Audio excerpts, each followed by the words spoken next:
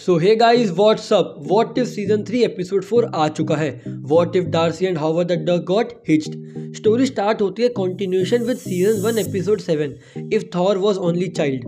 Howard the duck and Darcy की शादी हो चुकी है एंड डार्सी ने जस्ट एक बच्चे को जन्म दिया है, या बोले तो अंडे को, एंड वो बेसिकली पेरेंट्स बन चुके होते हैं। एंड देन वॉचर भैया आके कहानी बताते हैं कि जब पार्टी थॉर अर्थ पे आया था तब से पार्टी तो खत्म हो गई, बट जो लोग आए थे वो वहीं रह गए। मतलब एसगार्ड और अर्थ यानी मिडगार्ड मिक्स हो चुका है। फिर सीन शो होता है कि एसगार्ड की शिप्स और अर्थ की कार साथ में चल रही होती है, यानी इस यूनिवर्स में दोनों मिक्स हो चुके हैं। और अगर उसी पार्टी में हावर्ड द डक और डार्सी मिलते हैं और इन्हें आपस में प्यार हो जाता है, शादी करते हैं और बच्चा पैदा कर लेते हैं, तभी उनके घर की बेल रिंग होती है और ग्रैंड मास्टर का क्रूज एक्सपीडिशन का इनवाइट मिलता है। वो दोनों खुशी खुशी चले जाते हैं और वहाँ पे मिलते हैं ग्रैंड मास्टर से। ग्रैंड मास्टर का प्लान कुछ और होता है। उनकी नज़र इनके एग पे होती है।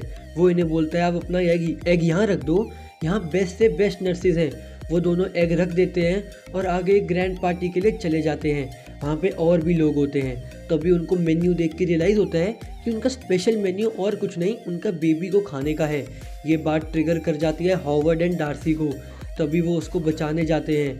तभी एंट्री होती है योंडू की और वो उसको चुरा के ले जाता है। ये कुछ करके वहाँ से निकलते हैं ग्रैंड मास्टर की स्पेसक्राफ्ट चुरा के और योंडू का पीछा करते हैं, बट जस्ट हल्का सा लेट होते हैं और योंडू गायब हो जाता है।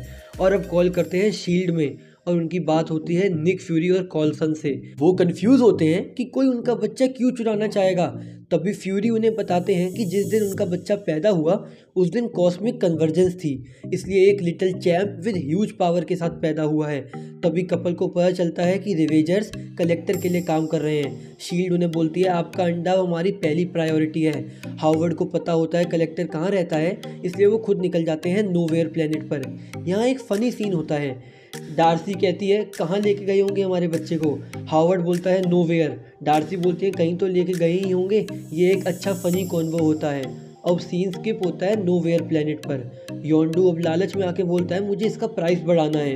इतने में वो बोलते हैं डोर मामू बार्गेन नहीं करता और योंडू को मार के अंडा ले जाते हैं। तभी हावर्ड और डार्सी पहुंच जाते हैं अपने अंडे को बचाने। गटर के रास्ते वो उसके पास जाते हैं और तभी प्रकट होता है डोर मामू। उन्हें पता चलता है कि वो डोर मामू को फिजिकल फॉर्म देना चाहते हैं उस एग के थ्रू। हावर्ड वहाँ पे स्मोक ग्रेनेड के थ्रू इंटरप्शन करता है। तभी शील्ड भी आ जाती है। डार्सी और हावर्ड खुश होते हैं कि अब उनका अंडा उन्हें मिल जाएगा। तभी शील्ड की बातों से उन्हें पता चलता है कि शील्ड खुद बच्चा अपने पास रखेगी। अब कलेक्टर और शील्ड के बीच लड़ाई होती है और छुपके से डार्सी और हावर्ड निकल जाते हैं अंडे को लेकर। अब वो सेफ रहने के लिए जाते हैं हेल्प मांगने लोकी के पास, योटेनहाइम। इस यूनिवर्स में लोकी योटेनहाइम का ही जाइंट है। तो वहाँ पे लोकी मिस इंटरप्रेट करता है कि वो ट्रिप पे आए हैं। वो पूरी एडवर्टाइजमेंट कर देता है। तभी हावर्ड बोलता है हमें तुम्हारी हेल्प चाहिए। अब फिर लोकी बीइंग लोकी उसको लगता है कि वो उसको अपने बच्चे का गॉड फादर बनाने आए हैं। वो आराम से एक्सप्लेन करते हैं। लोकी मान जाता है और बोलता है कि तुम हमारे दूर के रिश्तेदार हो। इतने में शील्ड आ जाती है। लोकी अपने वहाँ के किंग यानी अपने फादर के पास लेके जाता है उन्हें कि इसे प्रोटेक्ट करो, पर वो खुद उस एग के पीछे पड़े होते हैं। लोकी बोलता है कि अगर ये बात मेरे ब्रदर फ्रॉम अनदर मदर यानी थॉर को पता चली तो अच्छा नहीं होगा। तभी वहाँ ब्लास्ट होता है। सबको लगता है कि थॉर आ गया, बट वो ज्यूस होता है। वो भी अंडे को लेने आया होता है। ये दोनों भागते हैं वहाँ से अंडे के साथ। तभी एंट्री होती है इबोनीमो की। वो भी अंडे को लेने आया होता है। तो बेसिकली अब ये भाग रहे हैं। इनके पीछे है शील्ड, मार्सेलस, योटेनहाइम के लोग, ज्यूस और इबोनीमो जो थैनोस को बुला चुका है। बढ़िया सा भसड़ वाला फुल सीन होता है। तभी इनको एंड में रियलाइज़ होता है कि ये इनसे जीत नहीं सकते और गाना गाने लगते हैं जिससे सुलाया करते थे अंडे को, और अंडा हवा में उड़ जाता है और जो आता है उन्हें मारने लगता है अंदर से करंट छोड़ के। सबको मार देता है वो, इवन ज्यूस भी डर के भाग जाता है। अब एंड में जब सब मर चुके होते हैं और अंडे से बच्चा निकल चुका होता है और डार्सी के हाथ में होता है, तो शील्ड आती है और ये लड़ने को रेडी होते हैं। तभी वो बोलती है हमें कोई दिक्कत नहीं है, तुम इस बच्चे को रख सकते हो। हमें लगा था कि तुम इस बच्चे को संभाल नहीं पाओगे, बट ये बच्चा अपने असली पेरेंट्स के साथ ही खुश है। यहीं पे कहानी एंड हो जाती है और मैंने इस एपिसोड को नाम दिया है व्हाट इफ अंडे का फंडा।